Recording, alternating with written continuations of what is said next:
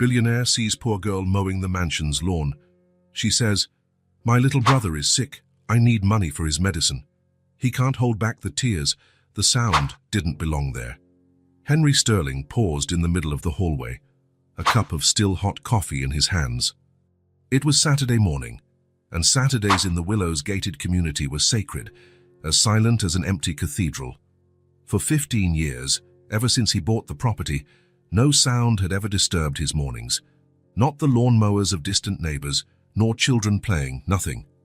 But there it was, a metallic, irregular noise coming from the garden. Henry walked to the living room window. What he saw made him frown. A girl, no older than 6 or 7, was crouched near his rose bushes, holding a pair of rusty garden shears. She was cutting the grass around the plants with clumsy, clearly inexperienced movements. "What the hell?" Henry muttered, placing the cup on the coffee table with more force than necessary. It wasn't the first time someone had tried to trespass on his property. The Willows was in one of the city's most affluent areas, but it still occasionally attracted beggars, salespeople, or people looking for work. Henry always dismissed them quickly. He paid a security company precisely to avoid these situations, but a child, and so young, this was new. Henry descended the marble staircase with firm steps. His expensive sneakers made no noise against the polished floor of the entrance hall. Everything in the house was like that, silent, perfect, controlled. The white walls, the minimalist furniture, the abstract paintings hung at precise distances. Not a single thing was out of place. He opened the main door and felt the cool morning air. The garden stretched out before him like a flawless green carpet, interrupted only by the tiny figure of the girl who continued to work, engrossed. "Hey!" Henry shouted, walking along the stone path. "What are you doing?" The girl looked up. She had messy brown hair tied in a crooked ponytail and was wearing a faded pink t-shirt that seemed too big for her. Her eyes were dark, large, but they held a strange seriousness for someone so young. "Mowing the lawn," she answered in a tiny voice, as if it were the most obvious thing in the world.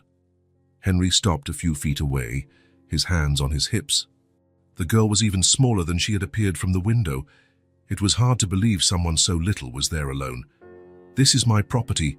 You can't be here." The girl stood up, wiping her hands on her dirt-stained jeans. She didn't look scared or ashamed.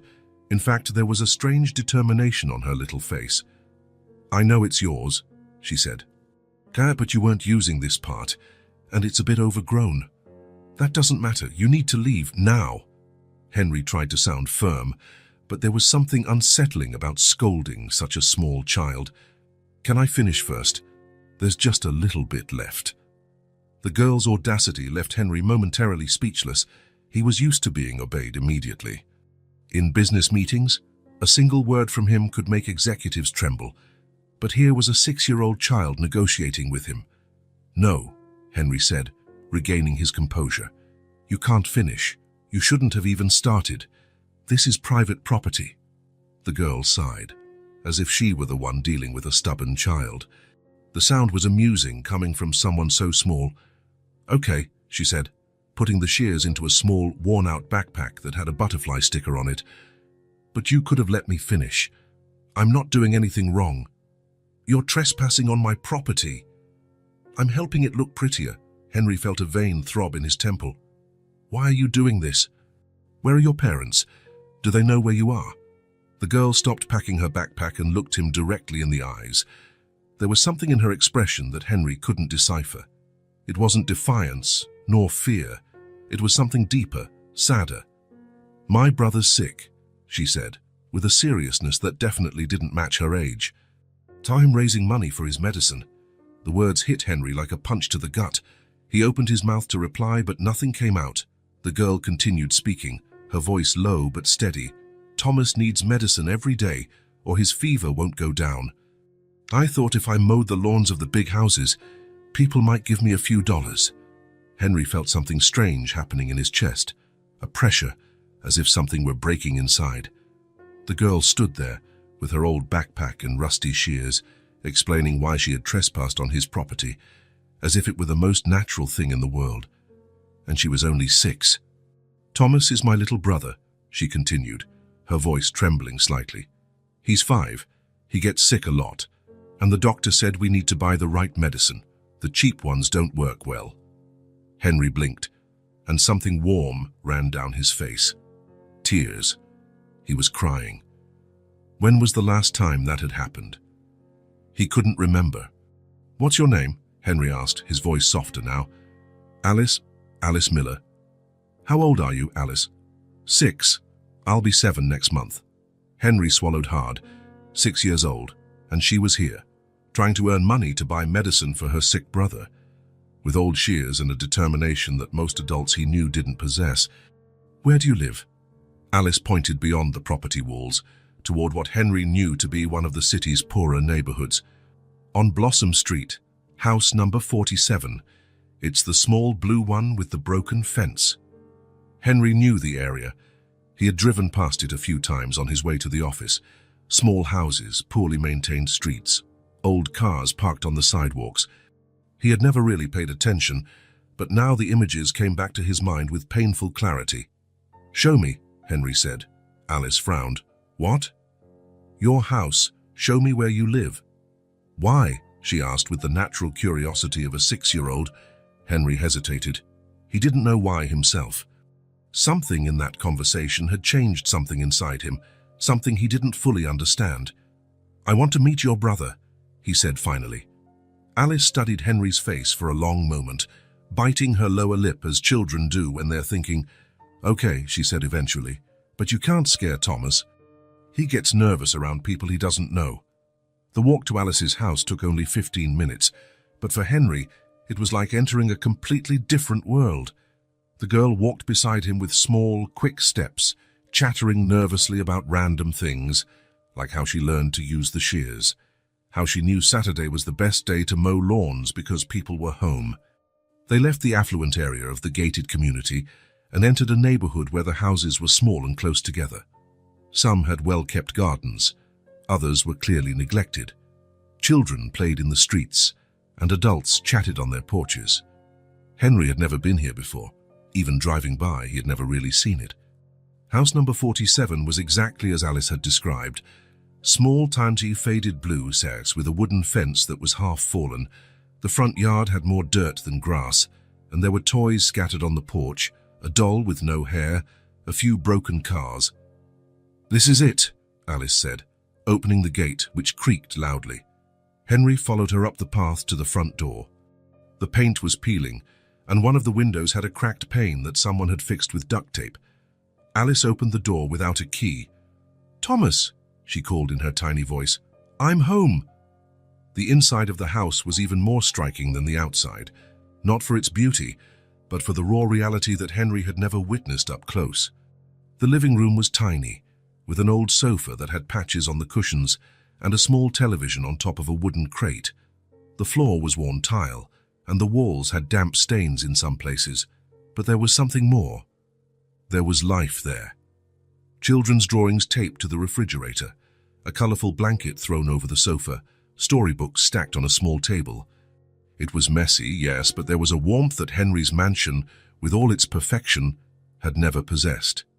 "Thomas," Alice called again, walking toward a narrow hallway. A voice even tinier than hers answered from one of the rooms. "I'm here, Alice." Henry followed Alice down the hall to a small room where a child was lying in a twin bed. The boy had messy blonde hair, but his skin was pale and sweaty. Even from a distance, Henry could see he had a fever. "This is Thomas," Alice said, sitting on the edge of the bed and placing her small hand on her brother's forehead. "Thomas, this is... What's your name again?" "Henry," he answered, feeling strangely out of place in that small room. Thomas looked at Henry with big, curious eyes, just as large as his sister's. "Are you Alice's friend?" Henry didn't know what to say. Was he? They had met less than an hour ago, and it had started with him trying to kick her off his property. "He is," Alice answered for him, with the simple confidence of a child. "He came to see how you are." Thomas smiled, a weak but genuine smile. "I'm better today. Yesterday I couldn't even play." Henry felt his chest tighten. This child was clearly sick, yet he was trying to seem strong for his sister. "Where's Mom?" Alice asked. "She went to work." Said she won't be back till late. Alice nodded as if this were normal, and Henry realized it probably was. Mom cleans offices at night, Alice explained to Henry simply. Henry watched the scene. Alice, just 6 years old, taking care of her sick brother, shouldering responsibilities no child should have, Thomas trying to be brave despite being clearly in pain, her mother working night shifts to try to pay the bills. What medicine does he need? Henry asked. Alice went to an old dresser and picked up a crumpled prescription. She had to stretch on her tiptoes to reach it. This one, but it costs $150, and we can only afford a similar one that costs $30. The doctor said the cheap one doesn't work well. Henry took the paper and read it. It was a common antibiotic, nothing particularly expensive for someone with his wealth. $150. He spent more than that on a single meal.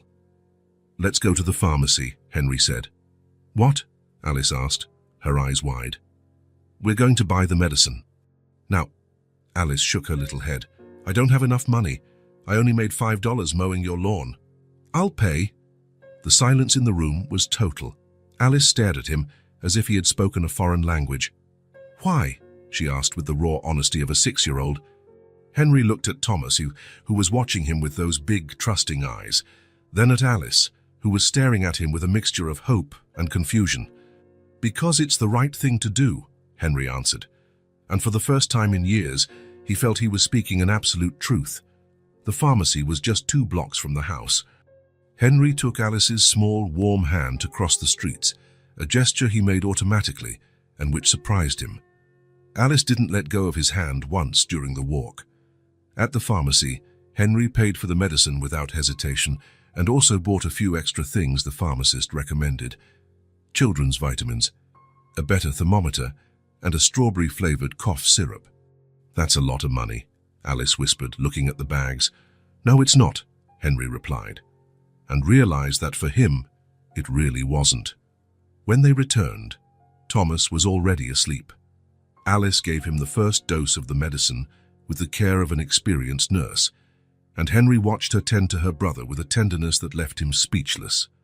Tysis, thank you, Alice said when they left the room, her voice low so as not to wake Thomas. You're welcome. Why did you do that? The simple question caught him off guard. Why had he done it? Henry Sterling was not known for altruistic gestures. He had built an empire based on cold ash and calculated decisions. He did nothing without expecting something in return. But there, in that small damp house, watching those 2 children care for each other, a 6-year-old acting like an adult, something had broken inside him.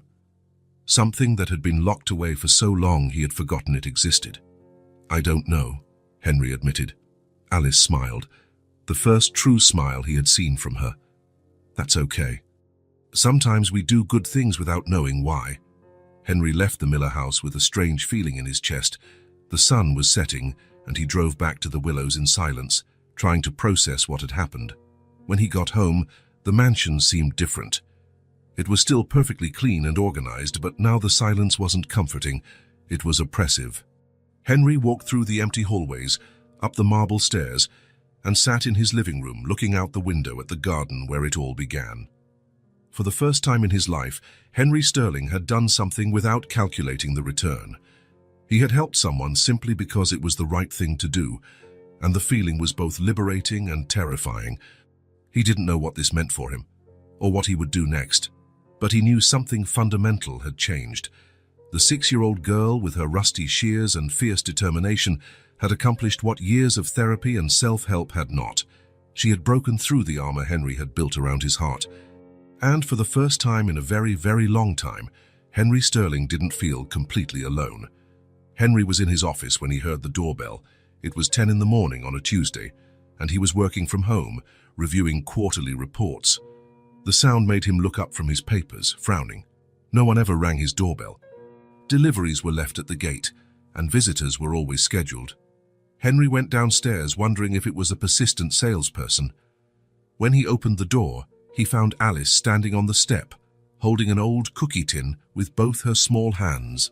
"Hi," she said, smiling in a shy way that Henry hadn't seen before. "Alice." Henry looked over her head, searching for an adult. "Are you alone?" "I am," Thomas is feeling better, so he's with the neighbor. Alice lifted the tin with an effort. I brought you something. Henry looked at the tin. It was old, with peeling paint, and had a unicorn sticker on the lid. What is it? Cookies. Mom made them last night. Alice held the tin out to him. She said it's what we have to say thank you. Henry took the tin, feeling its weight. It was warm, as if the cookies were still fresh. You didn't have to. Yes, we did. Alice shook her head firmly. You helped us. Mom said you always have to say thank you when someone is kind. Henry stood there for a moment, not knowing what to say. When was the last time someone had done something for him without wanting anything in return? He couldn't remember. Do you want to come in? Henry asked. Alice hesitated, biting her lower lip. How can I really? Of course. She followed him into the house, walking slowly and looking around with wide eyes. Henry noticed how she tiptoed, as if afraid to make a sound. Your house is really big, she said, her tiny voice echoing in the hall. It is. Do you really live here all by yourself? I do. Alice stopped in the middle of the living room, spinning slowly to take it all in. It must be very quiet. Henry had never thought of it that way. For him, silence had always been comfort. But seeing it through the eyes of a 6-year-old, he began to understand that maybe it was something else. Want to eat the cookies in the garden? Henry asked. Alice's little face lit up. Can I? They went out through the back door.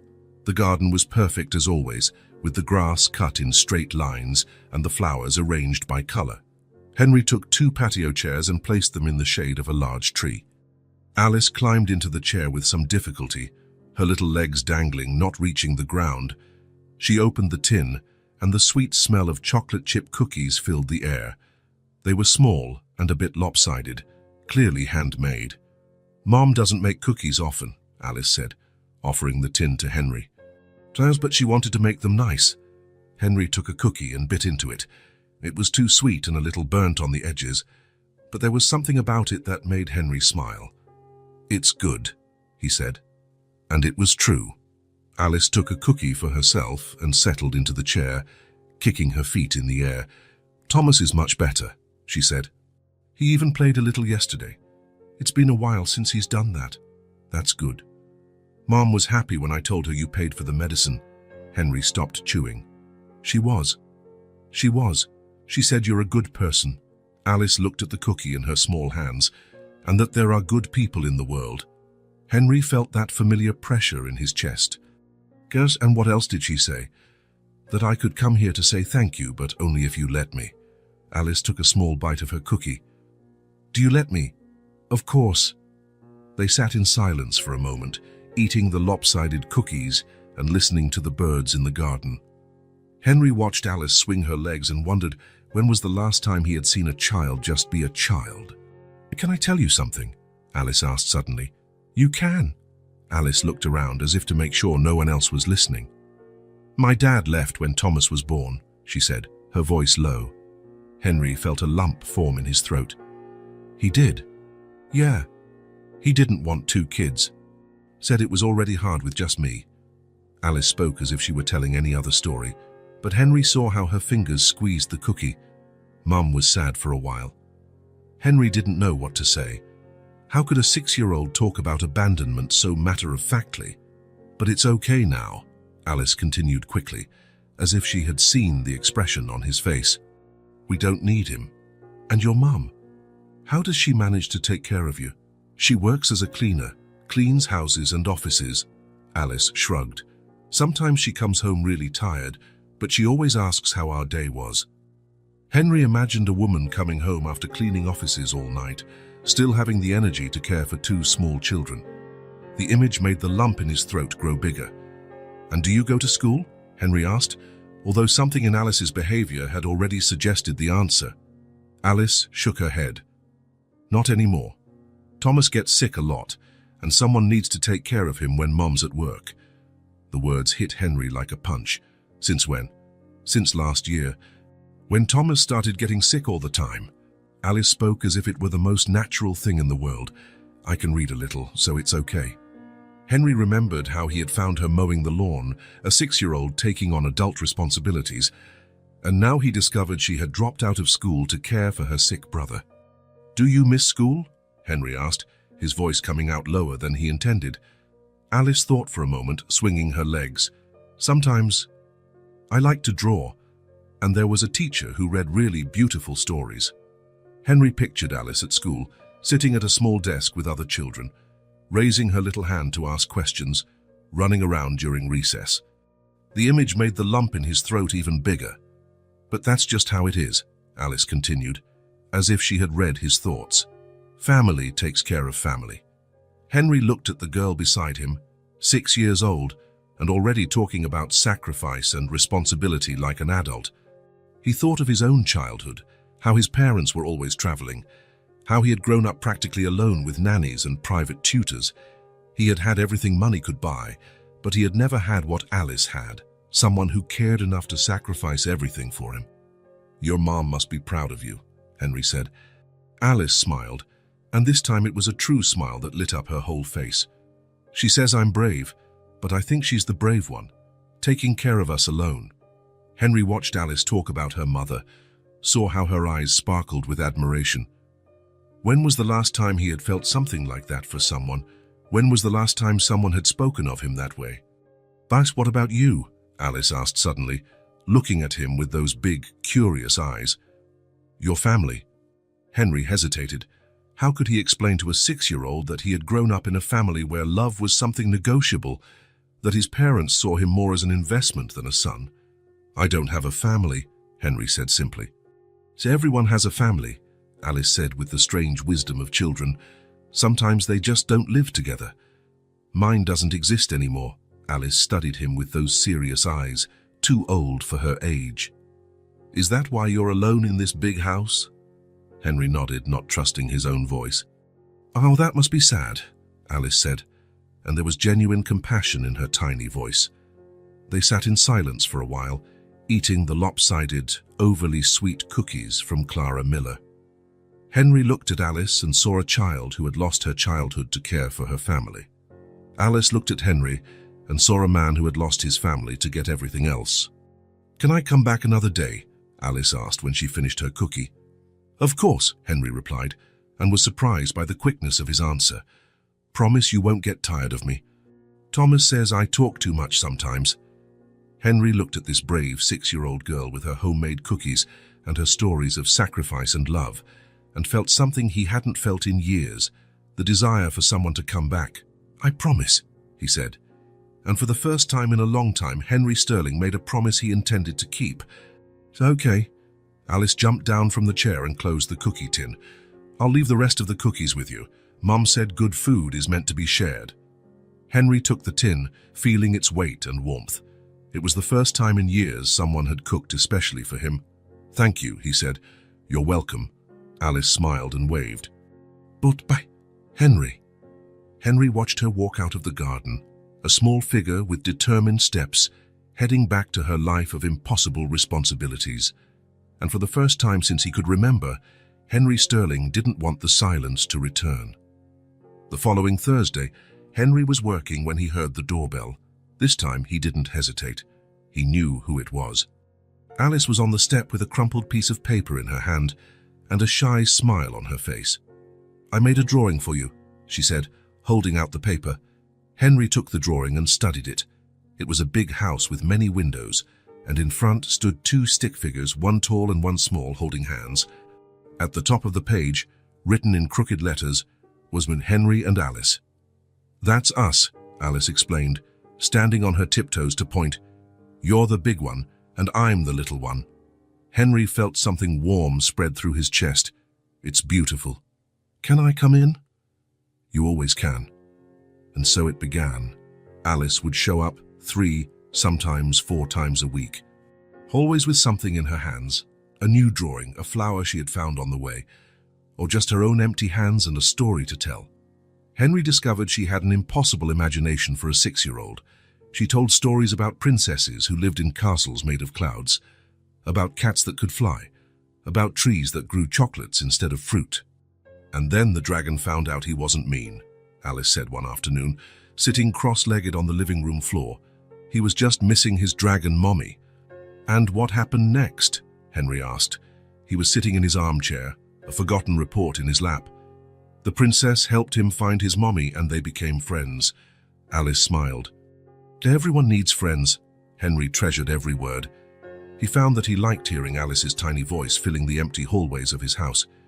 It was as if she brought color to a place that had always been grey. The drawings started to pile up. Henry pinned them to the kitchen refrigerator, something he never imagined he would do. There were drawings of colorful butterflies, of houses with hearts on the door, of smiling stick-figure families, always with crooked letters writing things like, "For Henry," or "Friends Forever." "Why do you draw so much?" Henry asked one day. Alice was lying on the floor, coloring a new picture with crayons Henry had bought for her. "Because when I draw, I can make things the way I want them," she answered without looking up. "In the drawing, everyone is happy." Henry watched her color a family of 3 in front of a house. They were all smiling. The weeks passed. Henry noticed he started looking at the clock more often during the day. At 10 in the morning, he would wonder if Alice would come. At noon, if she hadn't appeared, he felt a strange emptiness. On a Tuesday, Alice didn't show up. Henry worked in his office, but he found himself going to the window every half hour to look at the garden. Nothing. On Wednesday, the same thing. On Thursday, when the doorbell finally rang, Henry nearly ran to open the door. "Hi," Alice said, looking a little tired. "Sorry I didn't come. Thomas was feeling a bit sick again and I had to stay with him." "Is everything okay now?" Henry asked, and was surprised by the genuine concern in his own voice. "It is. He just had a tummy ache. It's gone now." Alice walked into the house as if it were the most natural thing in the world. "I missed you." Henry stopped. "You did?" "I did. You're my friend." Alice looked at him with those big, serious eyes. "Friends miss each other." Henry swallowed hard. "I missed you too." It was the first time he had admitted it, even to himself. The smile that lit up Alice's face was like sunshine entering a dark house. "Good. I brought a new story for you." They sat in the living room, and Alice began to tell a story about a boy who lived in a very tall tower and felt lonely. Henry listened to every word, noticing similarities that Alice probably didn't even see. "And then a little bird came," Alice continued, gesturing with her hands. She wasn't afraid of heights. "She flew to the boy's window every day. And what happened? The boy discovered he wasn't lonely anymore. The little bird brought music to the silent tower." Alice smiled. "And they became a family." Henry felt his chest tighten. "A family? Yeah. Family isn't just who you're born with. It's who stays with you." Alice said this with the strange wisdom of small children. It's who cares. That night, after Alice had left, Henry walked through the house. It no longer seemed so silent. He could hear echoes of Alice's laughter in the hallways. Imagine her little footsteps on the marble stairs. He looked at the drawings on the refrigerator. At the armchair where Alice always sat to tell her stories. At the crayons scattered on the coffee table. For the first time in 15 years, his house showed signs of life. And for the first time in much longer, Henry Sterling had someone to wait for. He didn't know when it had happened. He didn't know the exact moment when a 6-year-old girl with impossible stories and crooked drawings had become the most important part of his days. But he knew he didn't want to live without it anymore. Without her. On Friday, when Alice appeared at the door with a new drawing, a tall tower with 2 figures in the window, one big and one small, Henry understood that his life had changed forever. "It's our story," Alice explained. "The boy in the tower and the little bird." Henry looked at the drawing and saw the simple truth that a 6-year-old had managed to capture. He was no longer alone, and he never wanted to be again. Henry was in the garden on a Friday afternoon when he realized he knew almost nothing about the real lives of Alice and Thomas. They came to his house, told stories, made drawings, but what was their daily routine like? How did Clara manage to take care of everything on her own? The question bothered him for the rest of the day. During his solitary dinner, he thought of the small table he had briefly seen on his first visit. During his shower, he thought of the tiny bathroom he had glimpsed. In his king-size bed, He thought of the two twin beds squeezed into a small room. On Saturday morning, Henry made an impulsive decision. He was going to visit the Millers, not to solve an emergency this time, but simply because he wanted to better understand how they lived. 20 minutes later, he was standing in front of the faded blue house on Blossom Street, holding a bag of fruit he had bought on the way. It wasn't much, just an excuse to show up unannounced. Thomas was the one who answered the door, and his eyes widened in surprise. "Henry!" he shouted, jumping up and down. "You came?" The sound attracted Alison, who came running from the back of the house. "What are you doing here?" she asked, but she was smiling. "I brought some fruit for you," Henry said, lifting the bag, "and I wanted to see how you are." "Come in," Thomas said, pulling Henry by the hand. "So come see our house." This time, Henry paid real attention to the details. The tiny living room with the patched-up sofa, but there was a colorful blanket thrown over it that made everything cozier. The coffee table was an overturned wooden crate, but it was carefully organized with stacked children's storybooks. The walls were covered in drawings, not just from Alice, but from Thomas too. There were photos taped up, the three of them together at the park, Clara teaching Thomas to tie his shoe, Alice sleeping while hugging an old teddy bear. It was an improvised gallery of happy moments. "This is our living room," Thomas said, as if presenting a palace. "Mom always sits here with us before we go to sleep." Henry looked around. There was no big screen TV, no leather sofas, no expensive paintings. But there was something his mansion never had, real life embedded in the walls, in the crooked photos, in the toys lovingly scattered on the floor. "And this is the kitchen," Alice said, leading Henry to the next room. The kitchen was even smaller than the living room. A small, noisy refrigerator, a two-burner stove, a sink with a dripping faucet. But the small table had 4 chairs, one for each member of the family that no longer existed, and an extra one for visitors who rarely came. "Mom makes pancakes here every Sunday," Alice explained. "Say it's our special day." "Pancakes are my favorite food in the whole wide world," Thomas added seriously. Henry imagined Clara early in the morning in a cramped kitchen, flipping pancakes while 2 small children watched eagerly at the table. The image made something stir in his chest, a pang of something that took a moment to recognize as envy. "Want to see our room?" Thomas asked. The children's room was the size of Henry's closet, 2 twin beds against the walls, an old dresser, and almost no room to walk. But every inch was used with care. The walls were covered in drawings, toys were organized in boxes on the floor, books were stacked on the headboards. "I sleep in this bed," Alice said, sitting on the one on the right, "and Thomas in this one. Sometimes, when he has a nightmare, he comes to sleep with me." "Only sometimes," Thomas protested, but he was smiling. Henry looked at the tiny room and thought of the 5 empty bedrooms in his mansion. There was something profoundly wrong with that.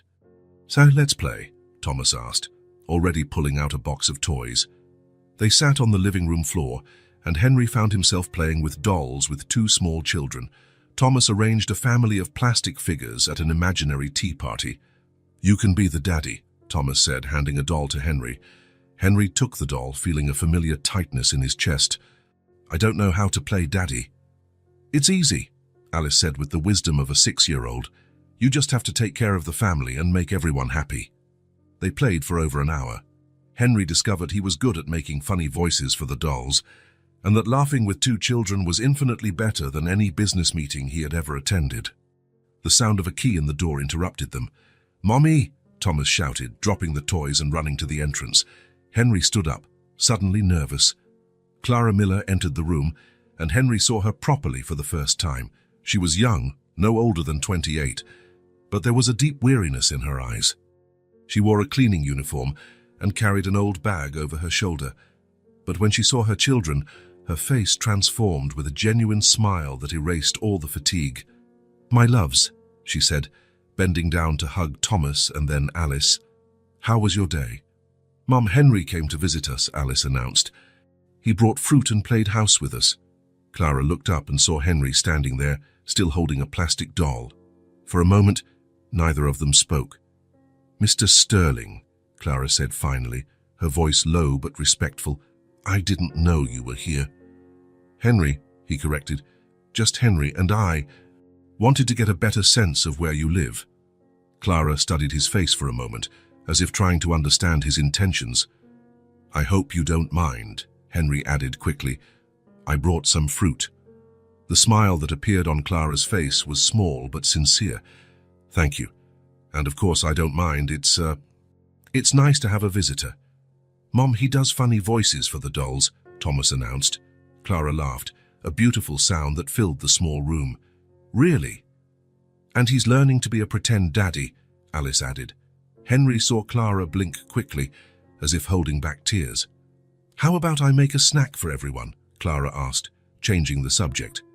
You don't have to bother, Henry said quickly. It's no bother. You must be hungry after playing so much.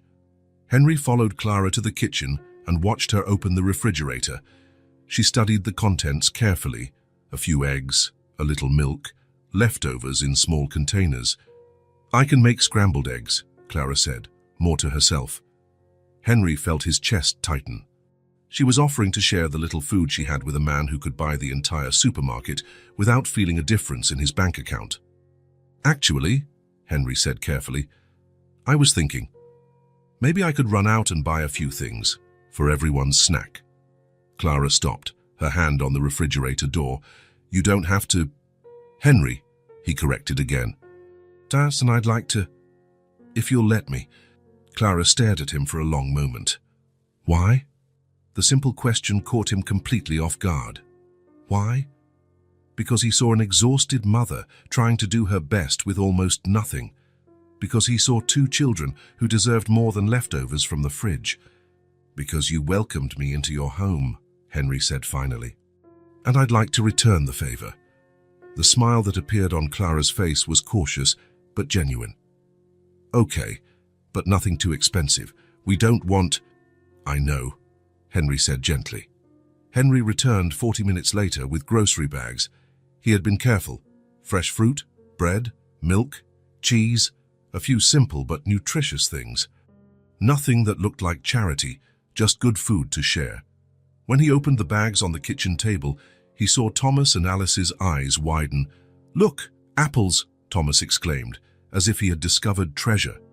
And grapes, Alice added, picking up a bunch and examining it carefully. Clara watched in silence, biting her lower lip. It's too much, she said finally, her voice low. No, it's not, Alice replied before Henry could speak. We don't need much, just someone who remembers us. The 6-year-old's simple words hit Henry like a punch to the gut. He looked at Clara, who had tears shining in her eyes. That's right, Henry said softly. I just want to remember you. They made simple sandwiches and squeezed around the small kitchen table. Henry had never had a more delicious meal. It wasn't the food, it was what surrounded it. It was Thomas telling bad jokes that made everyone laugh until their stomachs hurt. It was Alice dividing her apple into small pieces for everyone to try. It was Clara asking about Henry's work with genuine interest, as if he were an old friend. It was family. Henry looked around the small table and felt something he had never experienced. He had grown up in a mansion 3 times the size of the Miller's entire house, but he had never felt this warmth. His parents had given him everything money could buy, expensive schools, designer clothes, trips abroad. But they had never given him what Clara gave her children every day. Full presence, unconditional affection, the feeling of being the center of someone's world. Here in this cramped kitchen, with second-hand furniture and a dripping faucet, there was more real wealth than in all his investments combined. When Henry finally got up to leave, it was already dark outside. Thank you, Clara said at the door, her voice sincere. Not just for the food, for playing with them, for treating us like... Like what? Henry asked. Like family. Thomas and Alice hugged him tightly before he left, and Henry felt like he was leaving a part of himself in that small house. Will you come back? Alice asked. If you'll have me. Of course we'll have you, Thomas said. You're our friend. On the way back home, Henry thought about the stark difference between the 2 residences. His enormous and silent, full of expensive objects and completely empty of life. And the Millers, tiny and noisy, with almost nothing of material value but overflowing with true love. When he got home, Henry walked through the empty hallways and understood something fundamental. For the first time in his life, he had helped someone not because it was strategically smart, not because it would increase his fortune or reputation. He had helped because it was the human thing to do, because on the other side were other human beings who mattered. That's how it should have always been. That's how he wanted it to be from now on, with pure and simple humanity. And for the first time in a long time, Henry Sterling felt truly rich. It was a Thursday late in the afternoon when the doorbell rang. Henry was in his office reviewing contracts, but he immediately dropped everything. He already knew who it was. Only one person rang his doorbell with that frequency. When he opened the door, he found Alice alone on the step. She was wearing a little yellow dress that had seen better days, and she was clutching a rag doll to her chest. "Hi," she said, smiling a little shyly. "Hi, Alice. Where's Thomas?" "He stayed home with the neighbor. She's teaching him how to make animals out of modeling clay." Alice rocked on her heels. "Can I come in?" "You always can." Alice entered the house, but this time she didn't stop to admire the hall or the living room. She walked directly to the back door. "Can we stay in the garden?" she asked. "It's really nice out there." Henry followed her. The afternoon sun was golden, casting long shadows on the perfect lawn. Alice sat on the grass, near the roses, and placed the doll beside her. Henry hesitated for a moment. He never sat on the garden floor, but ended up joining her. "Do you want me to get you some juice?" Henry asked. "That would be nice." Henry returned with 2 glasses of orange juice. Alice accepted hers with both hands and took a small sip. "It's yummy," she said. They sat in silence for a few minutes, just enjoying the afternoon. Henry watched Alice adjust the doll so it could also see the garden. It was such a naturally maternal gesture that it made him smile. "Does your doll have a name?" Henry asked. "She does. It's Rosie." Alice smoothed the doll's yarn hair. "Mom made her for me when I was little." "You're still little," Alice laughed. "Not that little. Now I take care of Thomas and help Mom." She spoke as if it were completely normal. "Rosie helps me not be scared when it's dark." Henry felt that familiar pang in his chest. A 6-year-old shouldn't have to be brave in the dark. She should be able to be a child, to be afraid, to know that there would always be someone nearby to comfort her.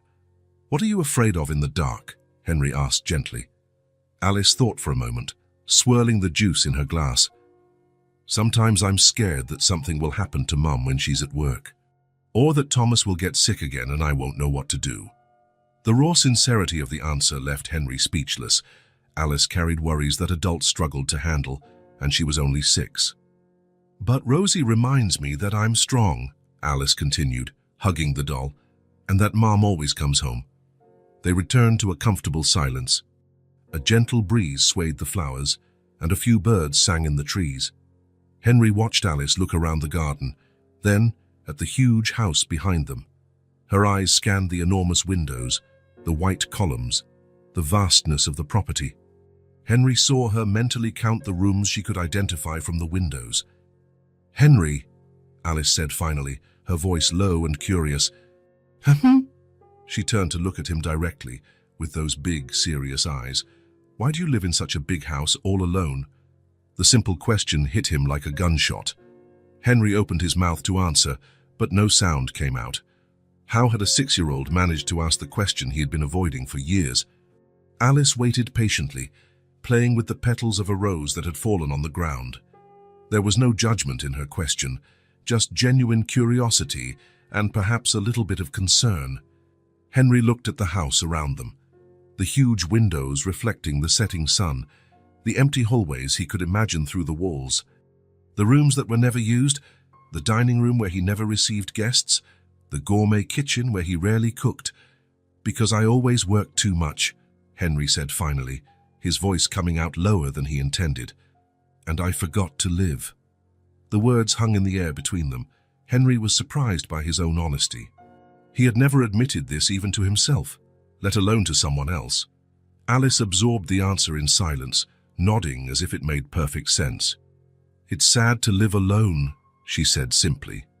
"It is," Henry agreed. and it was the first time he had admitted it out loud. "But you're not alone anymore," Alice said, smiling. "Oh, you have me and Thomas and Mom." Henry felt his chest tighten. "I do. Of course, we're your friends." Alice spoke with the absolute certainty of small children. Friends don't let friends be alone. They finished their juice as the sun set. Alice told a few stories about Rosie, how she had saved a family of lost ants, how she could fly when no one was looking.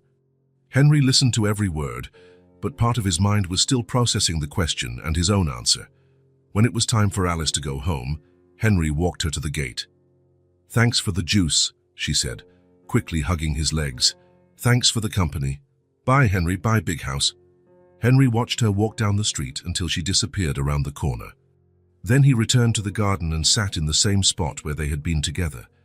The grass was still flattened where Alice had sat, and there were a few rose petals scattered where she had played. "Why do you live in such a big house, all alone?" The question echoed in his mind. Henry looked at the house, his achievement, his symbol of success, his refuge from the world. But for the first time, he saw it through the eyes of a 6-year-old who shared a tiny room with her brother and thought it was perfectly normal. How many bedrooms were there? 8, 10. And how many did he actually use? His bedroom, the office, sometimes the kitchen. The rest was just empty space, echoing with the sound of his own footsteps. "Because I always worked too much and I forgot to live." His own words came back to haunt him. When was the last time he had truly lived? Not just existed, working and accumulating money, but truly lived. He couldn't remember. Henry remained in the garden until it was completely dark, thinking about Alice's question, about the sincerity in his own eyes when he answered, about the way she had accepted his answer without judgment. The next morning, Henry drove to the office, as he had every Monday for 15 years. The Sterling Group occupied 3 floors of a glass building in the city center. It was his creation, his legacy, his greatest achievement. The doorman greeted him with a polite but distant nod. Henry returned it in the same way as he always did. He got into the elevator alone, as always, and went up to the 12th floor.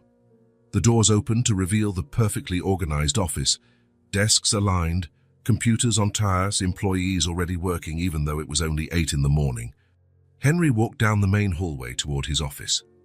As always, employees would nod slightly or murmur, "Good morning, Mr. Sterling," as he passed. As always, he would respond with brief nods and keep walking. But this time, something different happened. For the first time, Henry really paid attention. People moved away when they saw him approaching. Conversations stopped mid-sentence. Smiles vanished from faces. It was as if a storm cloud was passing through the office. Henry stopped in the middle of the hallway and looked around, really looked.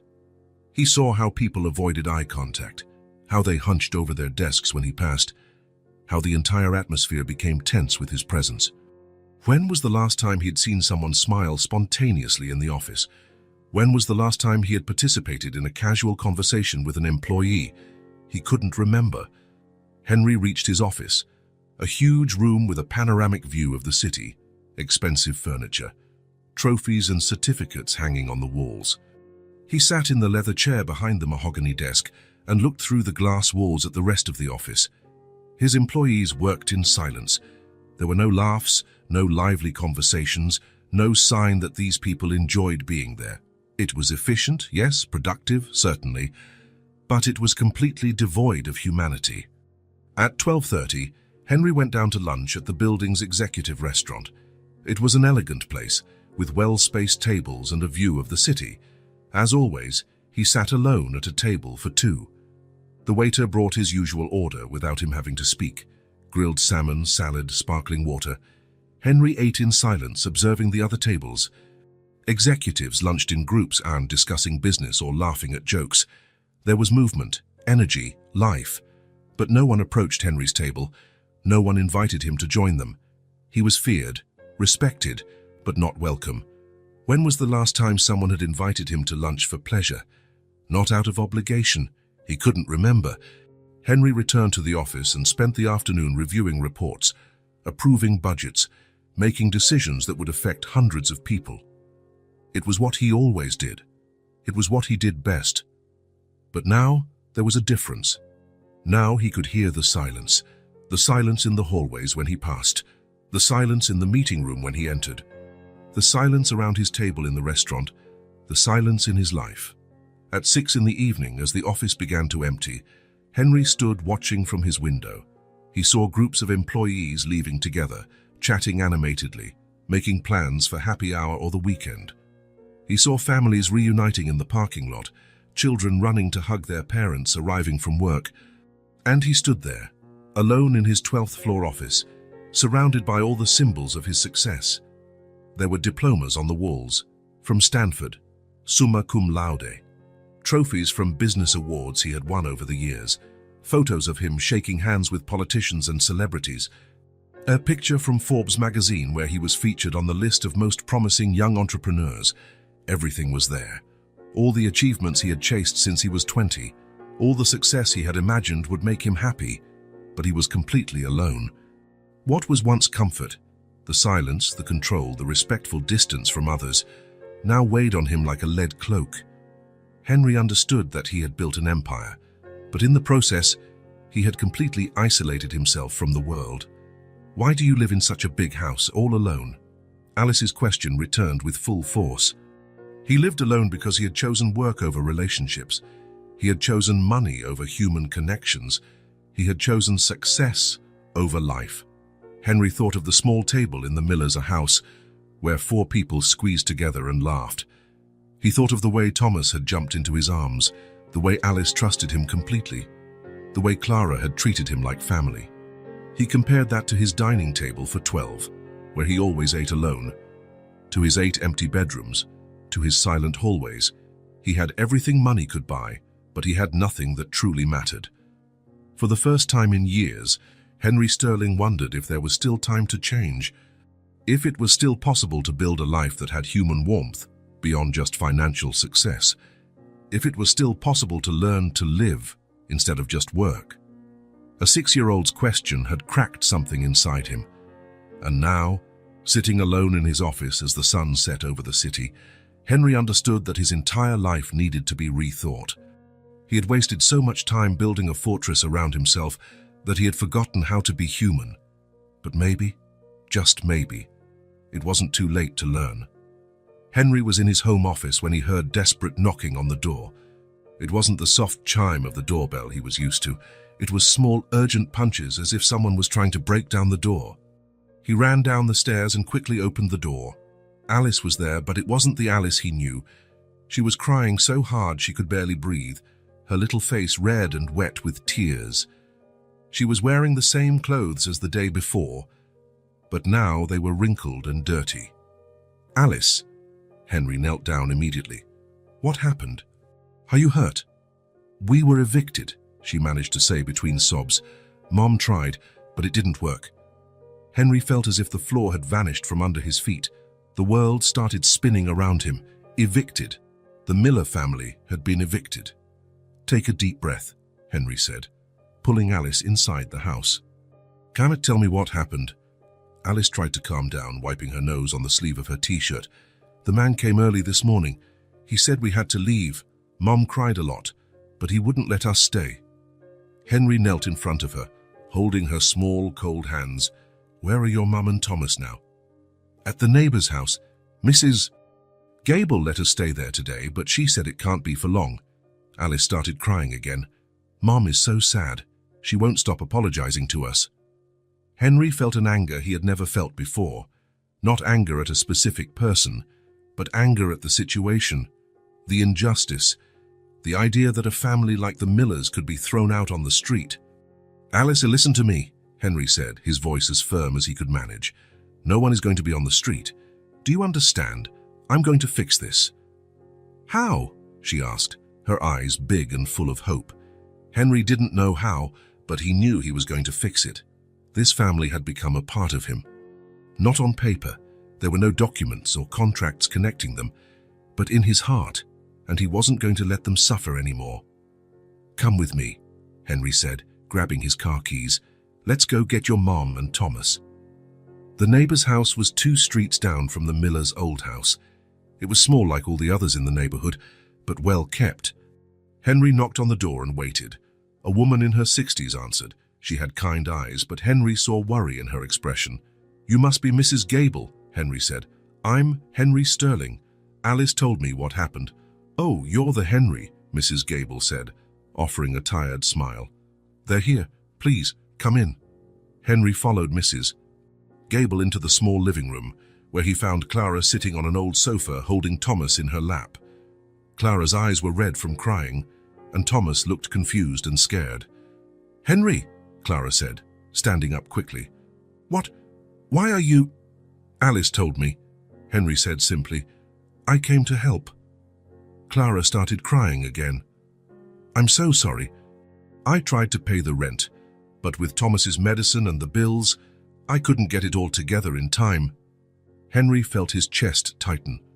Clara was apologizing as if it were her fault, that the world was unfair, that wages were low, that medicine was expensive. "You don't have to apologize for anything," Henry said. "Absolutely nothing." "But we have nowhere to go," Clara said, her voice breaking.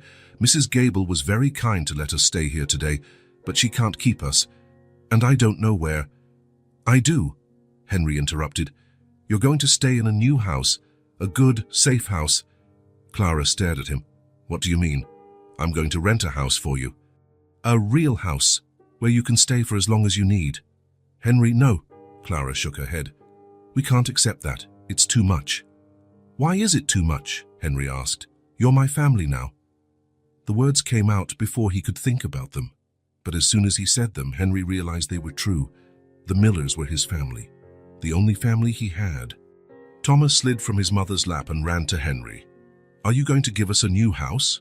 "I am," Henry said, picking the boy up. "A house with a yard for you to play in."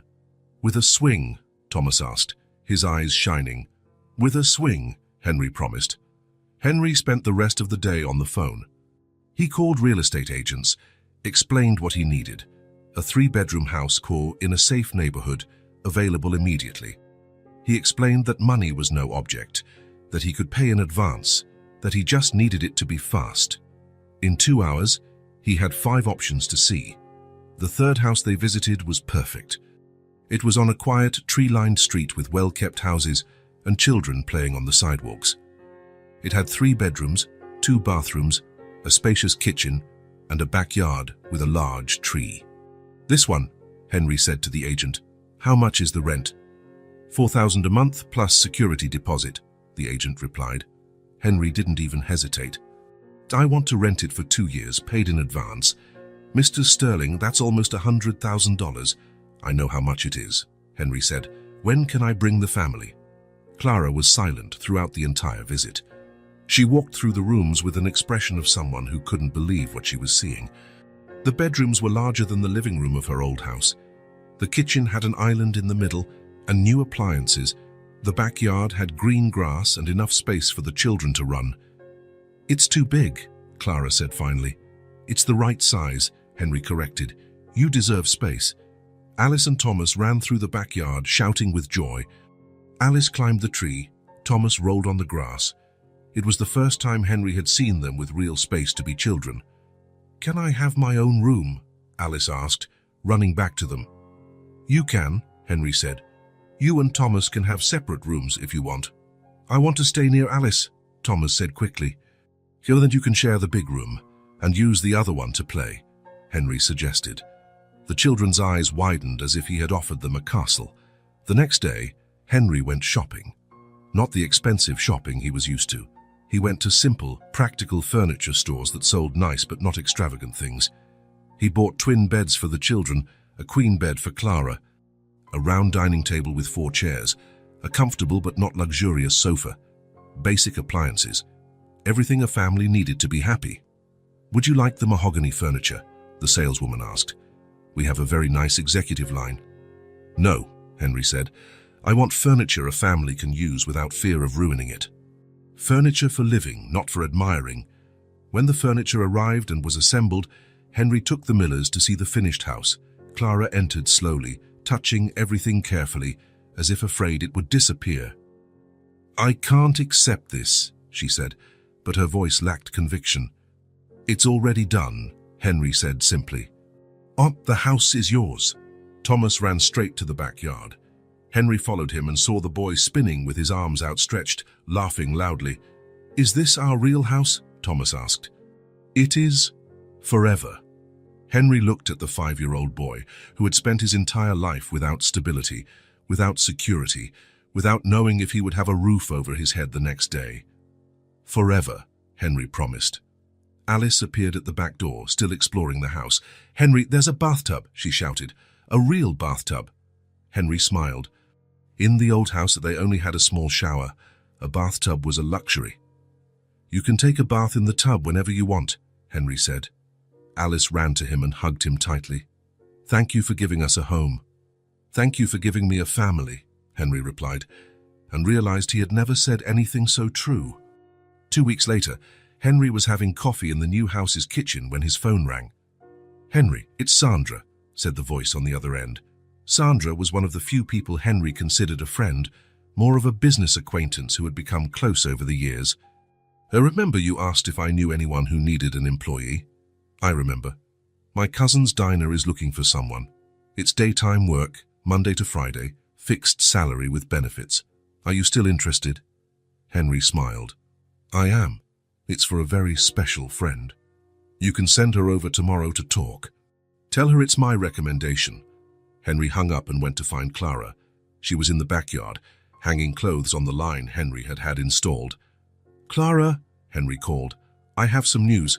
She turned, pinning one of Thomas's shirts. "What is it?" "A friend of mine has a cousin who owns a diner. They're looking for an employee. Day job, fixed salary, benefits." Clara's eyes filled with tears. "You did this for me." "I did it for us," Henry said. "For our family." Clara dropped the shirt she was holding and began to cry, but this time they were tears of relief, of gratitude, of hope. "I won't have to work nights anymore," she asked. "Never again. You'll work during the day and come home every evening.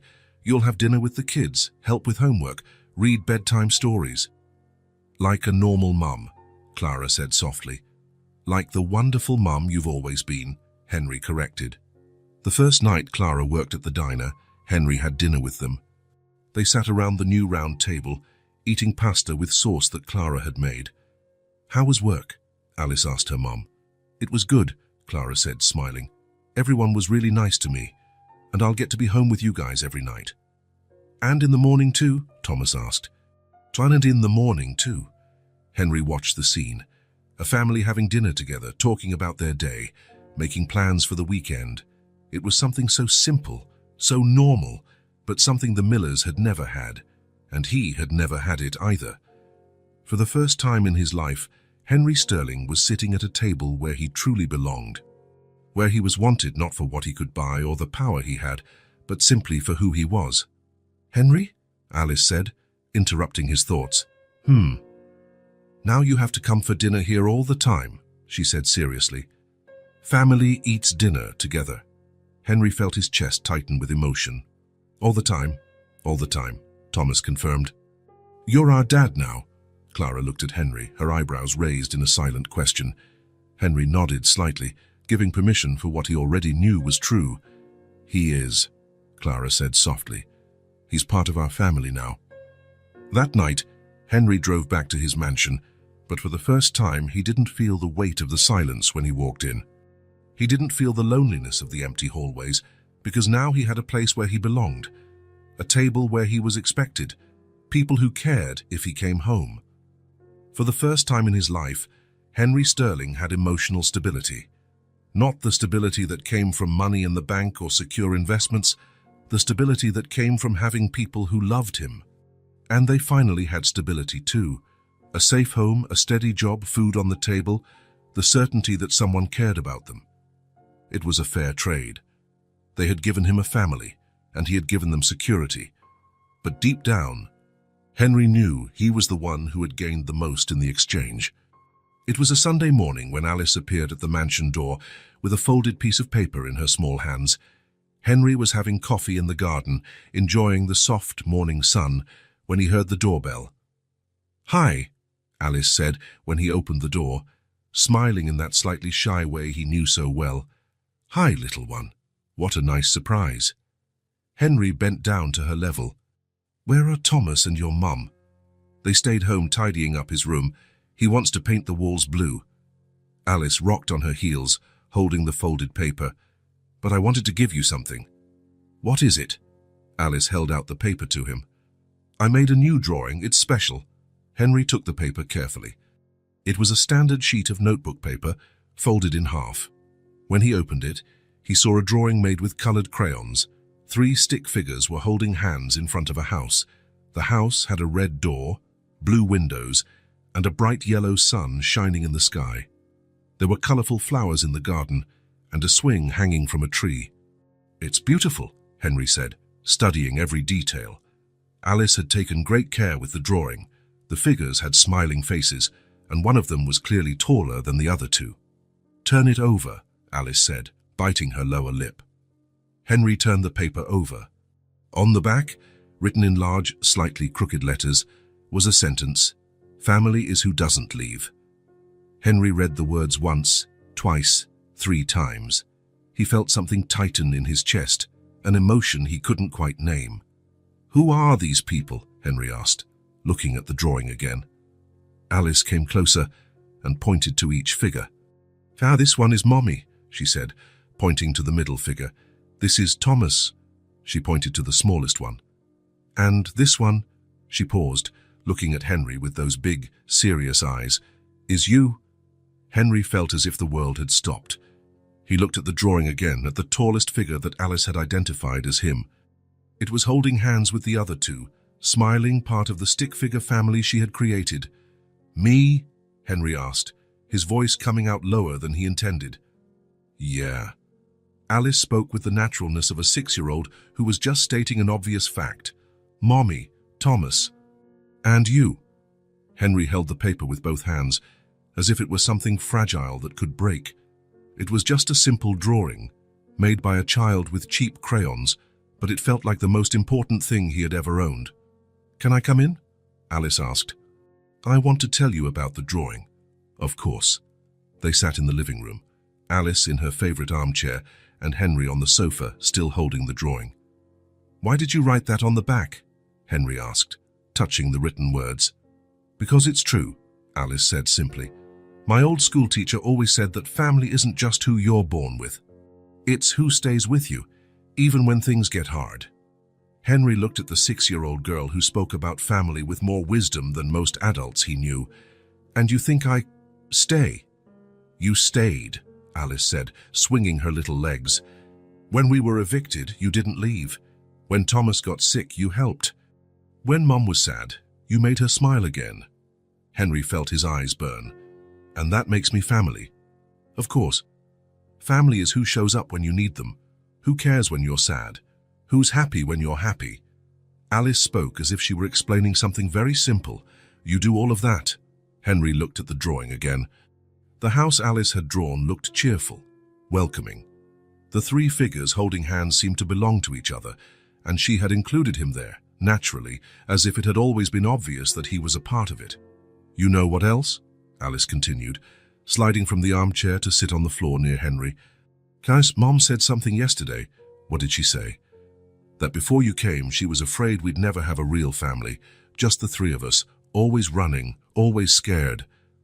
Alice took a crayon from her pocket and began to draw in the air. "But now we have a big family." "Big how?"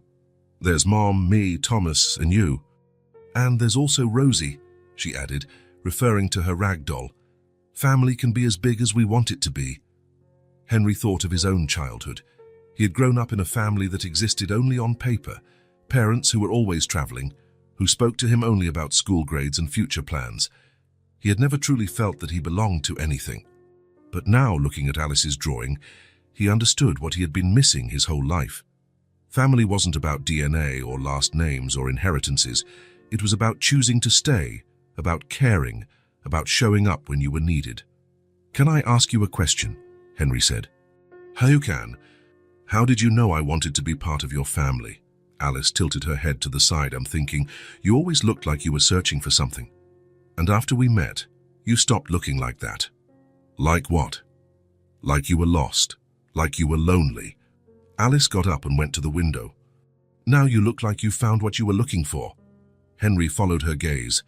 Outside, the perfect garden stretched under the morning sun, but now he could imagine Thomas running on the grass, Alice having a picnic under the tree, Clara reading a book in a chair in the shade.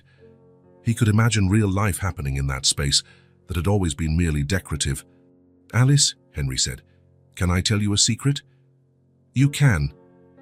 I never had a real family before you guys." Alice turned to look at him, her eyes wide. "Never. Never. My parents, they were very busy. They didn't have time to be a family." "That's sad," Alice said with the simple compassion of small children. "But now you have us." "I do. Of course. Forever and ever." Henry looked at the drawing again. It was crude, made with the limited technique of a 6-year-old. The proportions were wrong. The colors went outside the lines. The figures were basic. But it was perfect. It was the visual representation of something he had searched for his whole life without knowing it, a place where he belonged. People who wanted him there, not for what he could do or buy, but simply for who he was. "Can I hang this drawing on the refrigerator?" Henry asked. "You can, but—" Alice hesitated. "Wouldn't it be better to hang it on the fridge at our house, so everyone can see it?" Our house, Alice had said our house, referring to the house where she, Clara, and Thomas lived. The house Henry had rented for them, but that Alice now considered his as well. "That's a good idea," Henry said. "Should we go there now?" "Let's go." Alice took his hand, small and warm, and they left the mansion together. On the way, she chatted about her plans to paint Thomas's room, about the new book her mum had bought her, about how she had taught Thomas to make bracelets with string. Henry listened to every word, but part of his mind was still processing the drawing he carried in his pocket. It was funny how a piece of paper could change everything. Or maybe it didn't change anything. Maybe it just made visible something that already existed. When they arrived at the house, Thomas ran to meet them at the door. "Henry, you came to see my room?" "I did. Alice brought me to see it." Clara appeared in the kitchen, drying her hands on a dish towel. When she saw Henry, she smiled, a warm smile he had learned to associate with home. "What a nice surprise," she said. "Want some coffee?" "I would, but first—" Henry took the drawing out of his pocket. Alice made something special. He showed the drawing to Clara, who studied it carefully. When she turned it over and read the words on the back, her eyes filled with tears. "Oh, Alice," she said, hugging her daughter. "How beautiful." "Can I stick it on the fridge?" Alice asked. "Of course you can." They went to the kitchen, and Alice taped the drawing to the refrigerator door with a piece of tape. It was at her eye level, but from where Henry stood, he could see it perfectly. "Now everyone who comes here will know we're a family," Alice said, satisfied. Henry looked at the drawing on the fridge. Next to it were other drawings by Alice and Thomas, family photos, a shopping list written in Clara's careful handwriting. It was a gallery of daily life, of the simple things that make a house a home. And now he was part of it. He was literally represented there, holding hands with the people he had learned to love. "Family is who doesn't leave," Henry repeated the words from the drawing. "Yeah," Alice confirmed. "And you're not going to leave, right?" Henry looked around the kitchen, Clara preparing coffee, Thomas playing with cars on the floor, Alice organizing her crayons in a box. It was chaotic, noisy, imperfect. It was exactly where he wanted to be. "Never," Henry promised. "I'm never leaving." And for the first time in his life, when he made that promise, Henry Sterling knew he would be able to keep it, because he had finally found the missing piece of his story, a family that wanted him there, not in spite of who he was, but exactly because of it. Alice's drawing wasn't just paper and crayon, it was a map home, and Henry had finally arrived where he belonged. The sun streamed through the kitchen windows on a lazy Sunday morning. Clara was at the counter making coffee, still in her pajamas and slippers, her hair in a messy bun. The smell of fresh coffee mixed with the soft sound of the radio, playing in the background. Alice was sitting on the living room floor, surrounded by paper and crayons, concentrating on a new drawing. Her tongue was sticking out, as it always did when she was focused, and 2 colorful sheets were already spread out around her. Thomas was running around the backyard, chasing a butterfly with a glass jar in his hands. His shouts of joy came through the open door that Clara had left to let the fresh air in. It was a perfectly ordinary scene, a family on a Sunday morning, unhurried, just existing together in the slow rhythm of the weekend. When the doorbell rang, Clara looked up from the coffee. "That must be Henry," she said to Alice. "Already?" Alice asked, without looking up from her drawing. "He said he wanted to have breakfast with us today." Clara opened the door and found Henry standing on the porch, holding a paper bag that smelled of fresh bread. He was dressed more casually than usual, in jeans and a simple t-shirt, but there was something different about his face, a lightness that wasn't there before. "Good morning," Henry said, smiling. "I brought bread from the bakery." "How lovely. Come in, the coffee is almost ready." Henry came in and went to greet Alice, who finally looked up from her drawing. "Hi, Henry, look what I'm making." She showed him the paper where she was drawing a family of cats. There was one big cat, one medium-sized, and two small ones, all colorful. "It's our family," Alice explained. "Except we're cats." "Why cats?" Henry asked, sitting on the floor beside her. "Because cats always stick together, and they purr when they're happy." Thomas ran in from the back door, sweaty and smiling. "Henry, you're here early," he shouted, jumping into Henry's arms. "I am. I brought fresh bread for breakfast." "What kind?" "French and sweet, one of each." Thomas clapped his hands. "Can I have the sweet one?" "You can, but after you eat something proper," Clara said from the kitchen, laughing. They gathered around the round kitchen table. Clara poured coffee for herself and Henry, milk for the children. Henry opened the bag and took out the loaves of bread, still warm and fragrant. "This one is French," he said, breaking off a piece of the crusty bread. "And this one is sweet, with raisins." Thomas grabbed a piece of the sweet bread and took a bite with his eyes closed, as if savoring something extraordinary. "This is the best bread in the world," Thomas replied with his mouth full. Clara served homemade jam she had made the week before. Alice spread butter on her bread. Thomas ate 2 slices of the sweet bread before anyone could stop him. There was no rush, no agenda, just 4 people around a table, eating fresh bread on a Sunday morning. "Do you know what we're going to do today?" Clara asked. "What?" Thomas asked, excited. "Nothing," Clara replied, smiling. "Absolutely nothing important." Henry laughed. "Sounds perfect. Can we watch cartoons?" Alice asked. "We can. And then you can play in the yard, and maybe in the afternoon we'll make popcorn." "And you're staying, Henry?" Thomas asked. Henry looked around the table. Clara was disheveled and in her pajamas, but she looked more beautiful than any woman he had ever seen at social events. Thomas had jam stuck to his face and was smiling as if he were the happiest boy in the world. Alice was swinging her legs in her chair and planning out loud all the drawings she was going to make. It was messy. It was imperfect. It was completely ordinary. It was the most precious thing Henry had ever experienced. "I'm staying," Henry said, "if you'll have me." "Of course we'll have you," Alice said. "You live here now." "I do. Not for sleeping, but in your heart. Your heart lives here." Henry felt something stir in his chest, an emotion so intense it almost hurt. After breakfast, they spread out through the house. Thomas went back to the yard, now trying to teach the butterfly to land on his finger. Alice settled on the living room floor with her drawings. Clara washed the dishes, humming softly. Henry sat on the sofa and watched. Nothing extraordinary was happening. No major achievement, no world-changing decision, no business deal being closed. Just life happening. A child playing in the yard, another drawing on the floor, a mother taking care of the house. Simple sounds, everyday movements, moments that wouldn't make any newspaper. But there was something there that Henry had been searching for his whole life without knowing what it was. Presence, not grandeur, not impressive achievements or expensive acquisitions, just the solid feeling of being exactly where he should be, with the right people, at the right time. Henry thought of his mansion, with its empty rooms and silent hallways. He thought of his office, where employees avoided him and he ate lunch alone. He thought of all the important meetings, all the million-dollar contracts, all the awards he had won. He had spent decades building an empire, accumulating wealth, chasing what he thought was success. He had worked 16 hours a day, sacrificed relationships, ignored his own humanity.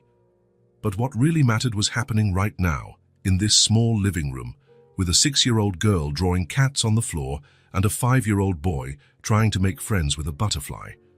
What he had sought in fortunes, he found in a small gesture, the gesture of a child mowing a lawn to buy medicine for her brother, the gesture of a mother offering homemade cookies as a thank you, the gesture of including him in a family drawing, naturally, as if it had always been obvious that he belonged there. Henry closed his eyes and listened to the sounds around him. Thomas laughing in the yard, Alice talking to herself while she drew, Clara humming in the kitchen. The sound of real life, simple and imperfect and absolutely perfect. When he opened his eyes, Alice was in front of him, holding out a new drawing. "For you," she said. It was a simple drawing, a house with 4 windows and a red door. In front, 4 stick figures were smiling. Underneath, in large letters, Alice had written, "Home is where the family is." Henry took the drawing and felt his eyes burn. "Thank you, Alice." "You're welcome. It's true, isn't it? Home is where the family is." Henry looked around once more. The small living room with simple furniture, the kitchen where breadcrumbs still lingered on the table, the yard where Thomas continued his mission with the butterfly. It wasn't his house on paper. It wasn't his name on the deed. But Alice was right. Home was where the family was, and his family was here. Henry Sterling had found what he was looking for, not in a boardroom or a bank account, but on an ordinary Sunday morning, around a small table, eating fresh bread with the people who loved him. It was as simple as that, and it was everything. If this story touched your heart, subscribe to the channel and turn on notifications so you don't miss the next ones. Leave a like, because it helps this story get recommended to more people. See you in the next story.